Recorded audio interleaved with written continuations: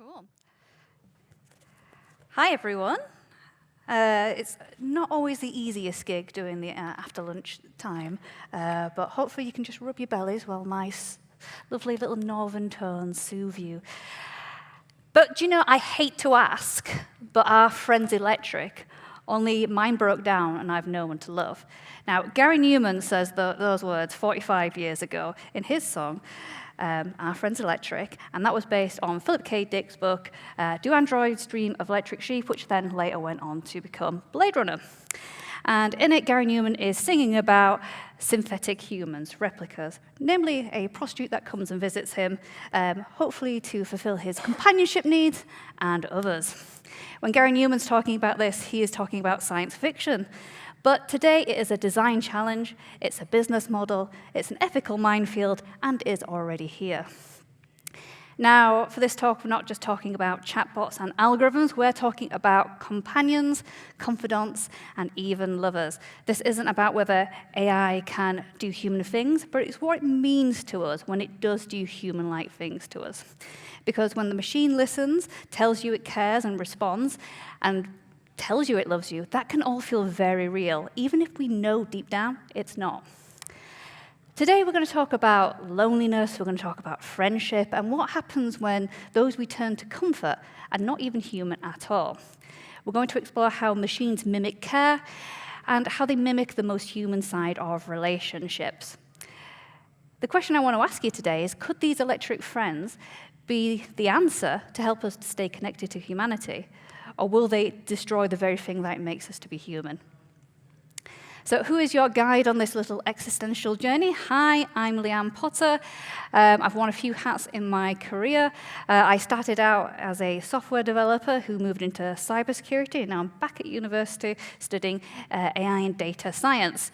Outside the 9 to 5, I spend a lot of time talking about how we deal with technology at a cultural level, because before I was in tech, I actually was a digital anthropologist studying things like culture on Second Life. Does anyone remember Second Life?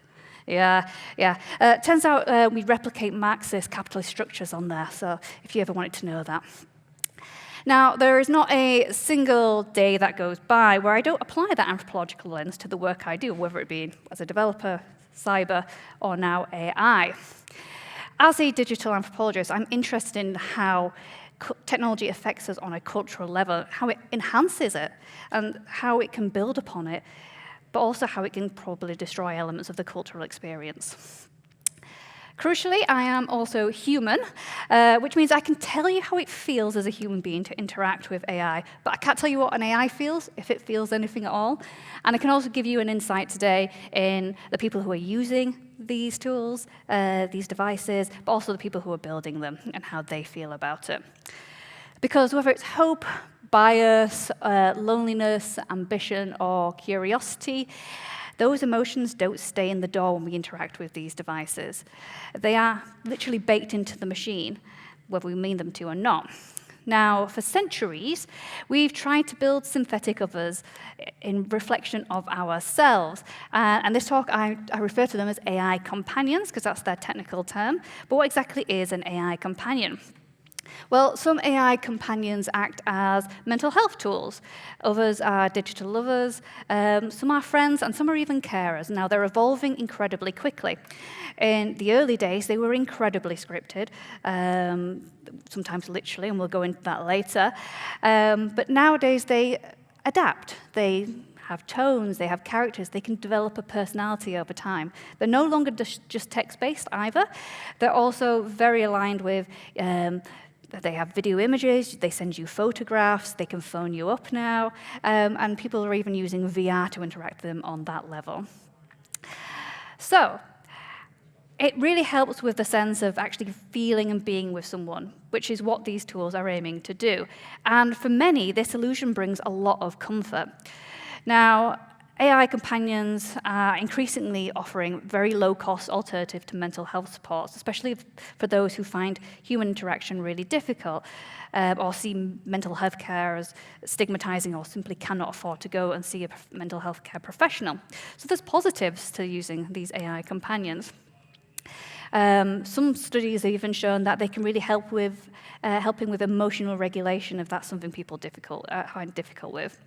And for neurodivergent users, some people find it's really nice to be able to practice how to engage with people in a non-judgmental space for when they go out into other social settings. There's also been studies to show that this is a really positive thing to use in dementia care homes, because I'm sure, as you can imagine, that when you're dealing with someone with dementia and you have to keep repeating yourself over and over again, you can get frustrated. You don't want to, but you can get frustrated with that interaction as a human being.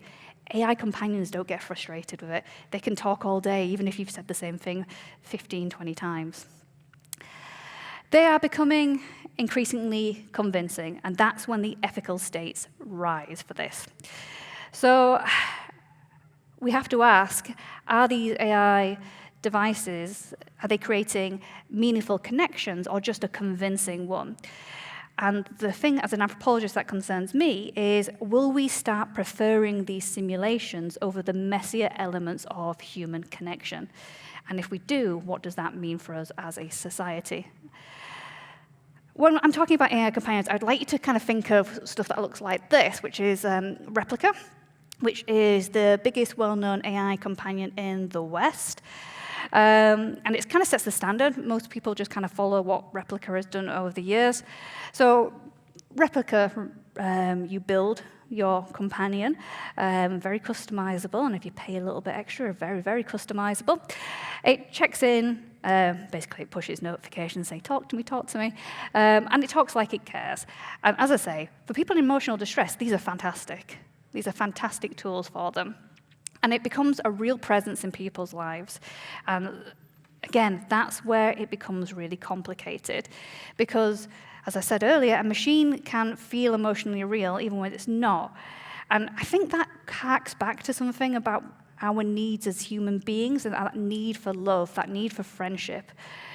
And we're still, as kind of anthropologists working in this space, psychologists working in this space, trying to understand how to respond to this closeness we're starting to develop with AI companions.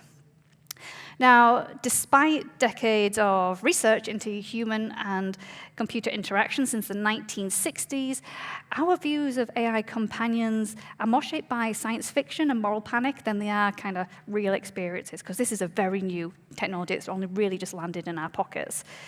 And much of that fiction has been his story, written and designed by mostly men. And it's not just fiction, it's the tech itself. Its goals, its personalities, and its assumptions have mostly been built by men for men, with a few exceptions, which is Replica, and we'll go on to that in a moment as well, which is female-owned and a female founder. Because of this lens, however, a lot of these AI companions reflect a narrow view of intimacy. They are often compliant, they are often available, and often optimized. So when the tech gets a little lifelike too fast, this is when you start seeing the moral panics appear. And moral panics tell us a lot, especially as an anthropologist. It's really interesting for me to look at moral panics because they're a cultural X-ray into our deepest hopes, our fears, and I guess our fantasies. Now, with moral panics, you usually have a massive flare-up where people are all running around going, oh, we can't have this, we can't have this. And then that's when you sort of see new laws get kind of integrated in, and then a shift of norms, and then that's when we have quiet acceptance, and we all go, oh, this is fine, it's not Skynet, it's just a little AI companion in my pocket. And we see this cycle time and time again, and no more so reflected than when we look at popular culture. So as a digital anthropologist, it's really important to kind of look at how our cultural zeitgeist of technology is presented in media. And it wouldn't be, an AI talk if I didn't have a picture of the Terminator up there.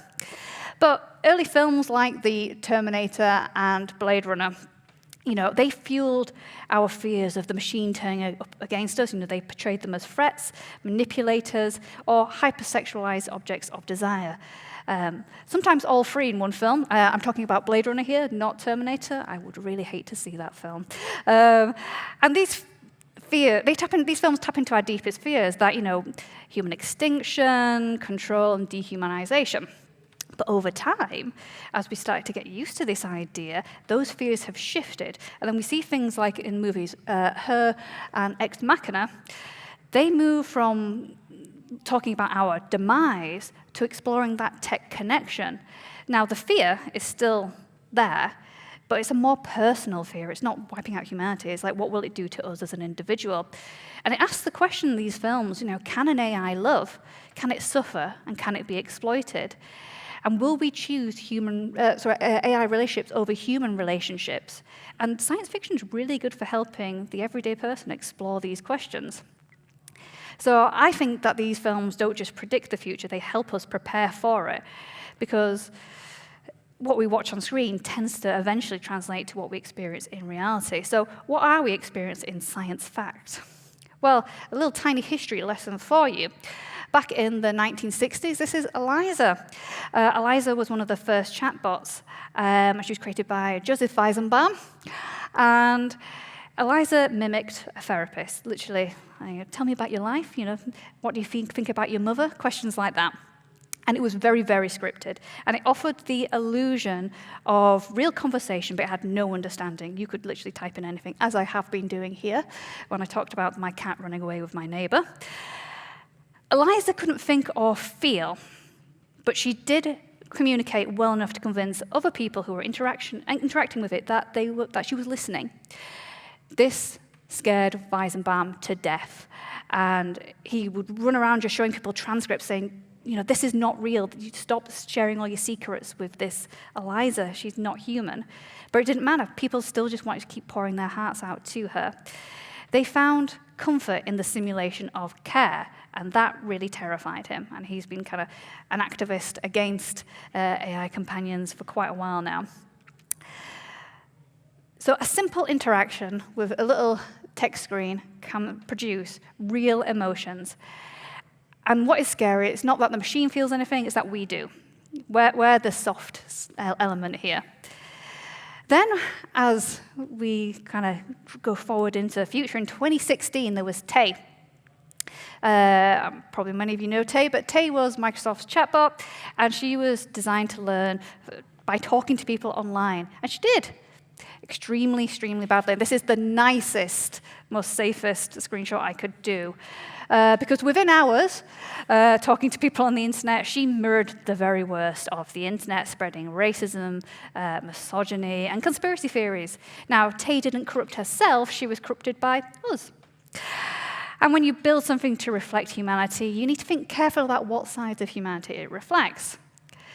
And then moving on, most of us, have chatty little helpers like Alexa and Siri, always around, always patient, always female. Yes, you can change Alexa and Siri's voice to Australian male number 2 if you're feeling a bit frisky, but mostly the default is women, and that's not by accident, that's a design choice. The voices are built to serve. They're always listening, polite, and no matter how many times you ask for the weather, they will respond. They aren't just tools, they reflect our desire and idea of what good helpfulness looks like, and it's decades of cultural scripts that are embedded into this without us even realizing it, even the builders even realizing it. And it just echoes an old story, which is the pleasant responder. And it reinforces the bias in the code, which isn't good, but things get a little bit stranger because these systems don't just reflect us, they shape us. I was giving a talk about AI wearable devices a few years ago, and someone came up to me afterwards and said, "Oh, my wife is a school teacher. You were talking about IoT and wearable devices." Well, she works in a primary school, and what she's finding is that all the kids that have any interaction with Alexa or Siri at home are becoming nightmares in the classroom. Because if she does not answer questions immediately, like Alexa or Siri would, they get incredibly frustrated with her. And her diagnosis is what she described was conversational ADHD. So she believes that in her classroom that these devices are making her kids not only rude, but frustrated and very self-centered, and they're losing their ability to communicate, which I thought was very interesting. So, as I say, whenever we create artificial beings, they don't just reflect our best hopes, they reflect our fears, our desires, our biases, and our limits. But we have always been cyborgs, and in 1985, Donna Haraway created the Cyborg Manifesto as a new way for us to think about being human in a technological world through the cyborg.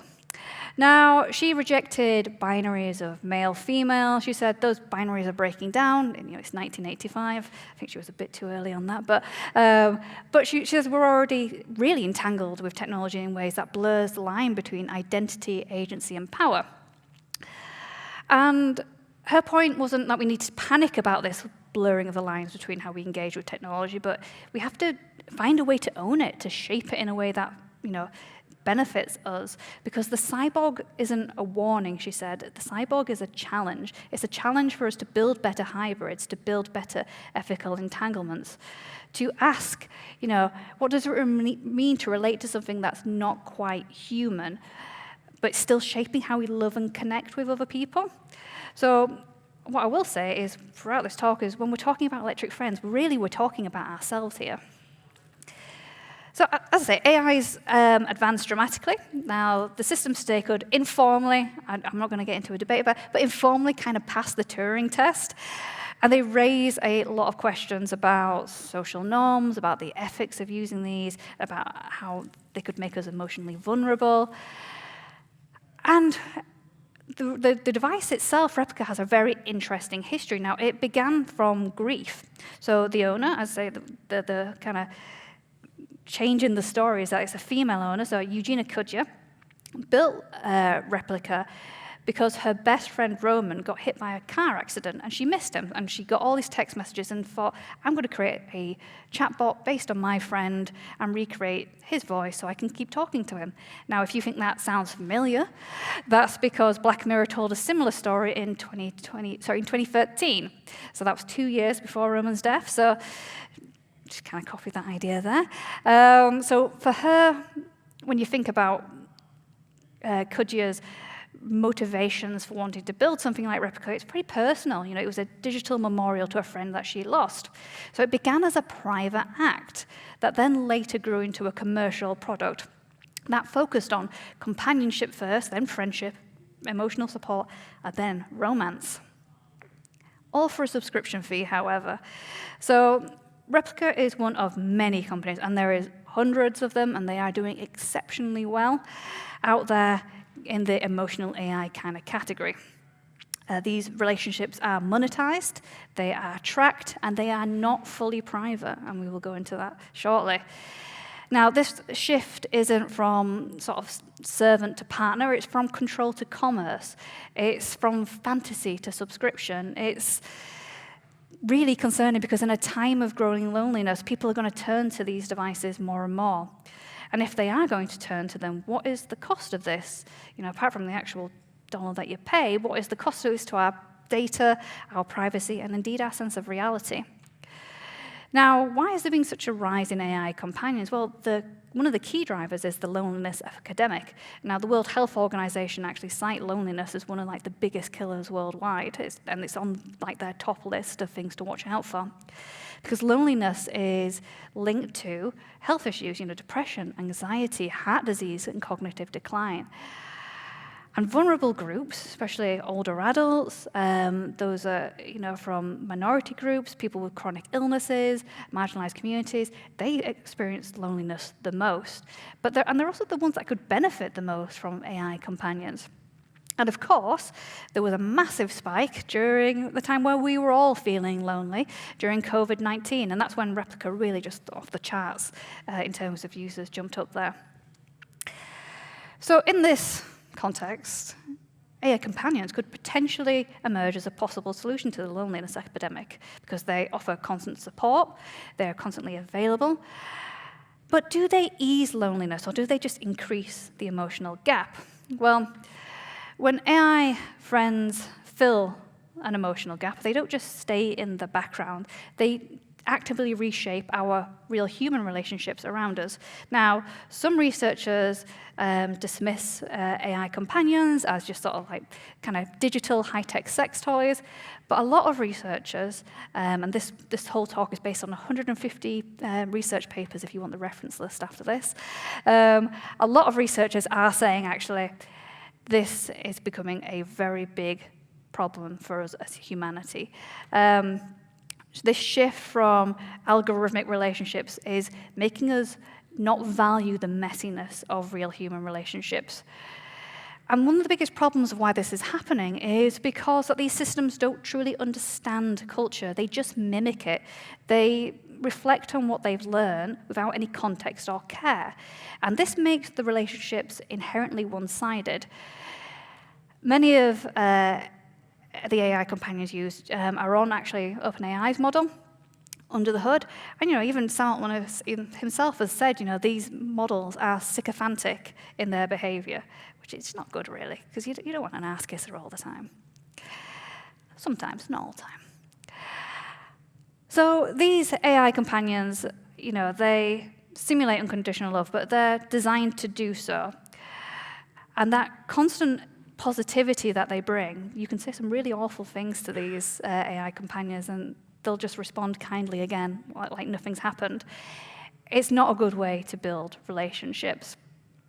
And lots of studies are starting to show now that it's actually increasing people's propensity to develop narcissism.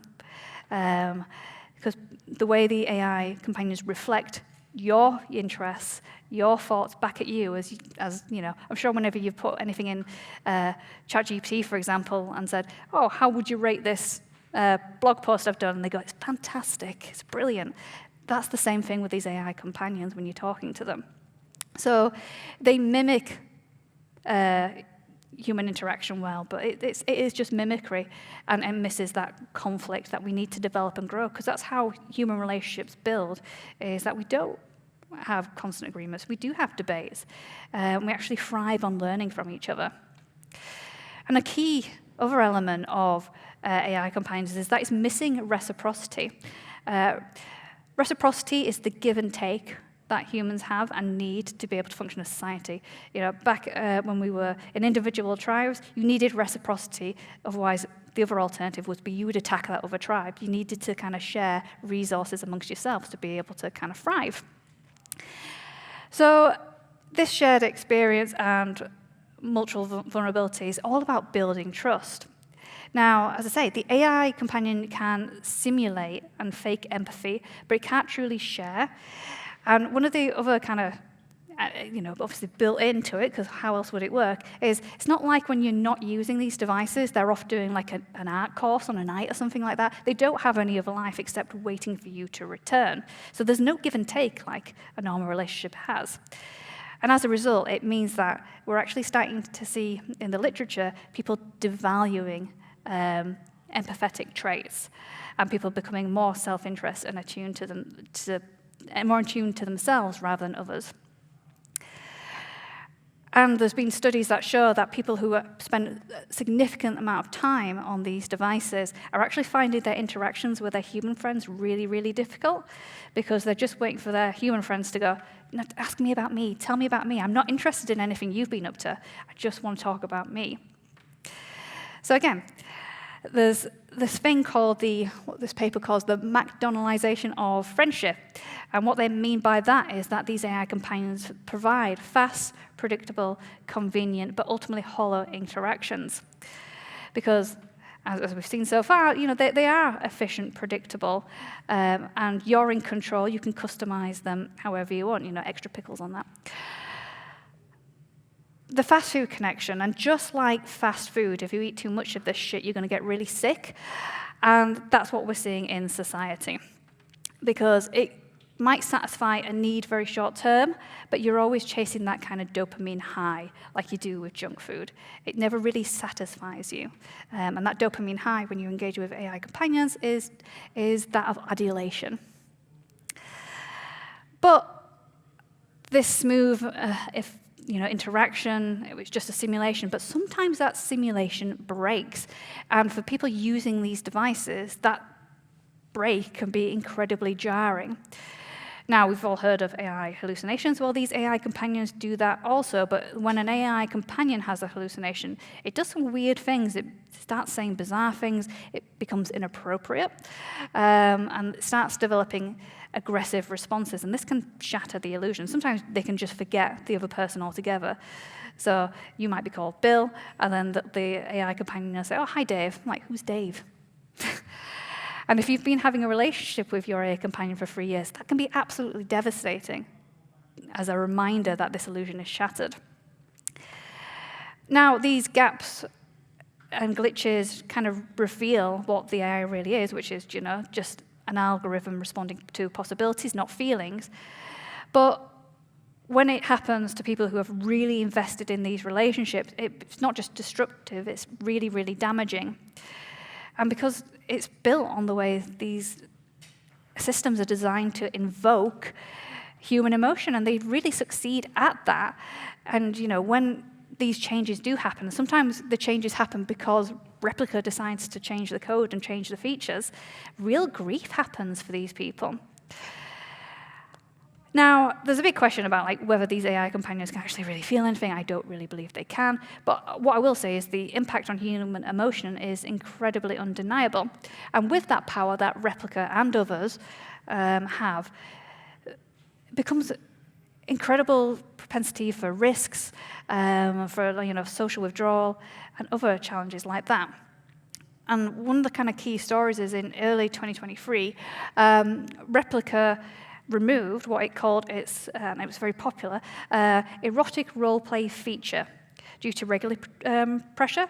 Basically, they didn't have any age restriction controls, and so it was banned in Italy, and then they decided, rather than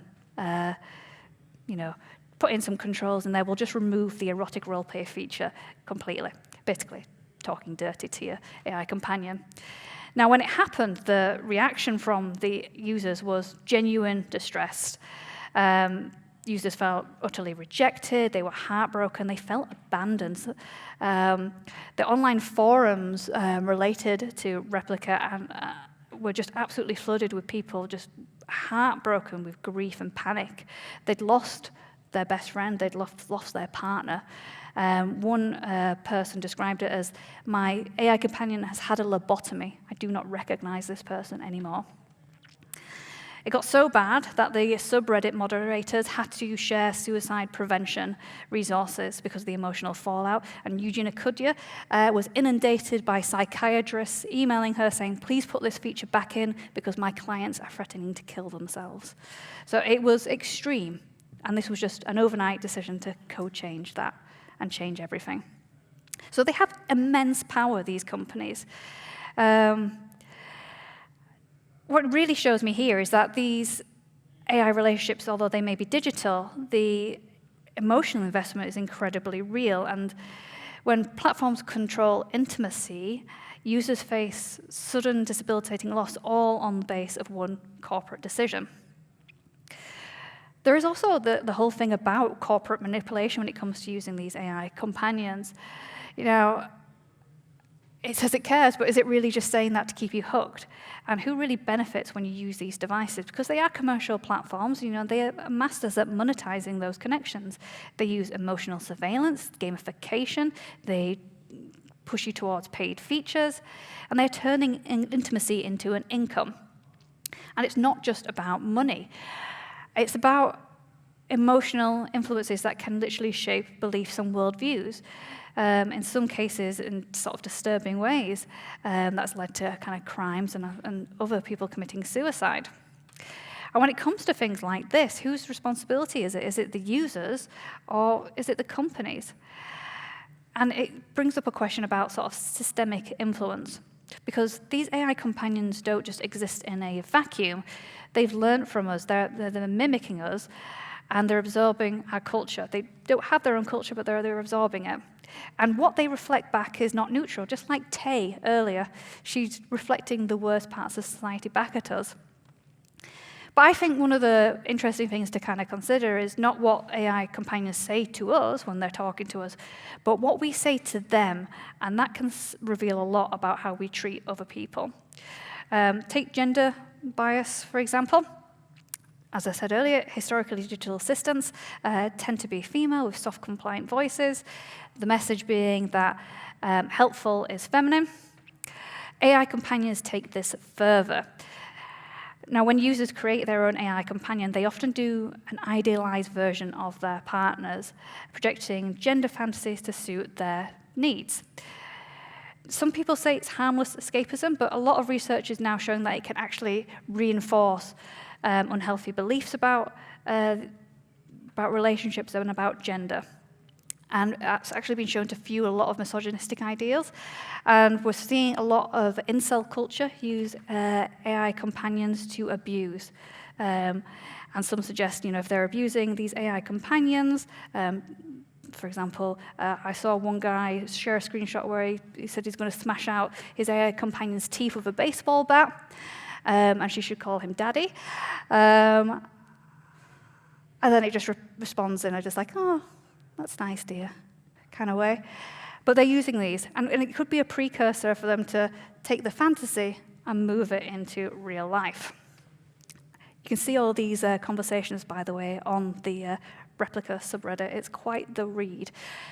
Anyways, because these relationships are monetized, these dynamics become very murky, because with premium subscriptions, for example, you can unlock sexually explicit chat, buy provocative outfits, and it kind of reinforces the idea of paying for female attention. And it mirrors sex work, except without the worker. It looks like AI is taking everyone's job, and raises concerns about how people perceive women.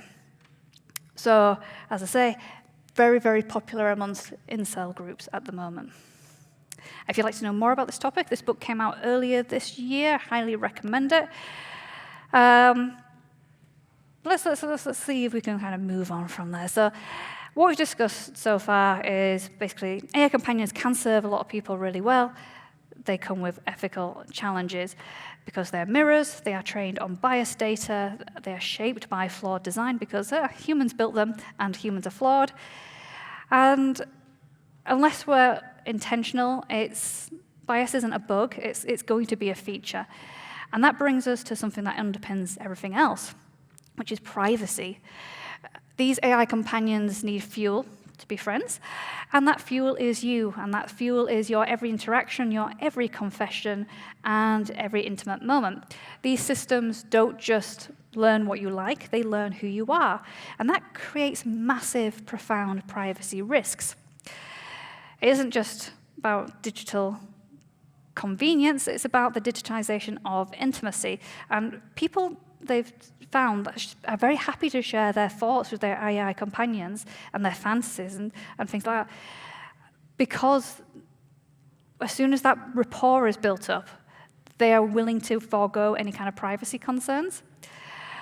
So they say if you're not paying for the product, then you are the product, but in the case of things like Replica and other AI companion apps, not only are you paying for it, but you're also the product. And in May 2023, Mozilla, the non-profit organization that looks at protecting online privacy, reviewed Replica. Now, at the time, they said it was the very worst app they have ever tested. And this is their review on screen. Tesla is now #1. But one of the big problems they found in their research was you could choose things like password 11111, and it would let you do that. Now, that sounds silly, funny, but if you're talking about your fantasies and someone can hack into your account just because you're allowed to put in password 11111, that's not a good idea.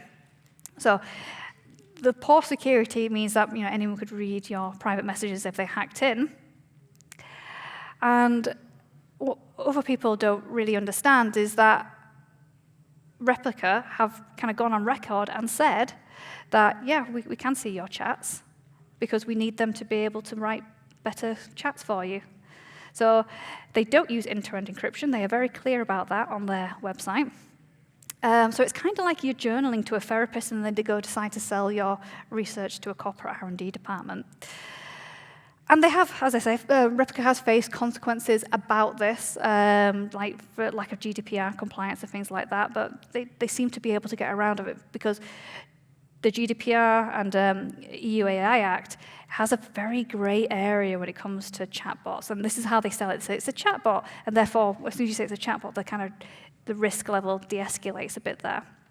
But as we've seen, people talk about very, very private things with these companions. So when we trust the platform, we feel safe and secure, so we'll share more things with them. And that becomes a problem because they're not friends, they're products. And when a company shares, controls our interactions and the emotional terms of that interaction, then we don't just give up our data, we give up our own personal boundaries. So I guess the question is how do we govern these electric friends? As I touched upon, the EU AI Act is there, but it's like all regulation when it comes to AI, it's really slow and it's not nuanced enough to be able to cater for this type of device. And as I say, the companies are exploiting regulatory grey areas about, it's a chatbot. And so they're able to kind of get around things there. And because of this, regulators can't address this hybrid reality. And when you talk about things like informed consent, we all know that we all just click yes to a box if we want to access something. And so there's that problem there too. So for me, the challenge is legal, cultural, and emotional. So we have to ask, how do we balance safety and control, close these loopholes, and kind of ask for ethical AI development? It's going to be a difficult one. Because I think if we're going to live with these electric friends, if we're going to build them, if we're going to love them, if we're going to rely on them, we need to do it consciously. And that means transparency and ethics from the start, and design in a way that respects us, not just flatters us. We need reminders that we're reacting with a simulation, like little kind of, frictions that say, during the interaction, if you've been interacting with these devices for a little while, this is not real. This is a simulation. Because developers, when they're building these devices, are not just building products, they're shaping relationships, and the stakes are identity, trust, and intimacy. So regulation needs to keep at pace, which it always does, but not just with the technology, but how it's going to impact us going forward. And that brings me to the question that I asked at the start, which Gary Numan sang about, is, our friends electric? As I say, back then, that was science fiction, and today it's a reality. AI companions can mimic culture, care, and connection very, very well. They comfort, they soothe, they flirt, all while also manipulating us, reinforcing biases, and collecting very, very intimate data.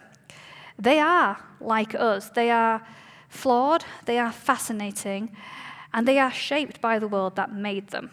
But here's the key. These systems are mirrors. They reflect who we are and what we desire. Sometimes that reflection is beautiful, and sometimes that reflection is terrifying. Going back to Donna Haraway's The Cyborg Manifesto, she predicted that the line between machine and human would blur, that we'd become entangled with technology. She wasn't afraid, but she did say that there would be consequences if we didn't do it right. Her response to us was, the machines are disturbingly lively and we are frighteningly inert.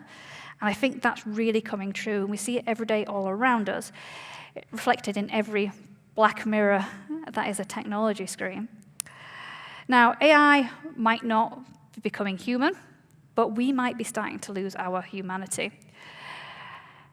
Maybe we should also worry that if these companions mirror us, if they adapt to our emotions, we stop asking how they treat us, but how we treat them. Because if we treat them badly, what does that say about us and how we treat each other? So, friends are electric, and they are growing only more so, but my advice to you is don't let them be your only friend, because when the system crashes and the servers fail, you might find yourself asking, like Gary Numan did, I hate to ask, but our friends electric, only mine broke down, I've no one to love. So yeah, we can keep building them. There are positives to building them. Yes, let's keep talking to them. Maybe sometimes it's fine to love them even, but we need to never forget that they are code and we are not. Because when the illusion breaks, you need something that breathes, not something that reboots. Thank you for being a friend, thank you for being a human, and thank you for listening. This has been Our Friends Electric.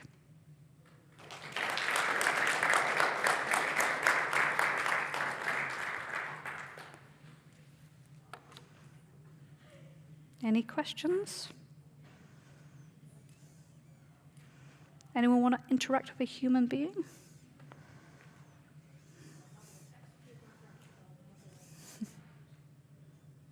Cool. Well, I will also take the opportunity to plug. I have a podcast called Compromising Positions. Type in Compromising Positions podcast, don't just type in Compromising Positions. I can't be held responsible what comes up if you just type in Compromising Positions. Basically, if you like the idea of an anthropological way of thinking about technology, that's what the whole podcast is about, but from a cybersecurity perspective. So, yeah, we only interview people from behavioral science, philosophy, anthropology, psychology, are talking about cybersecurity and how it affects humanity. So, compromising positions. Thank you.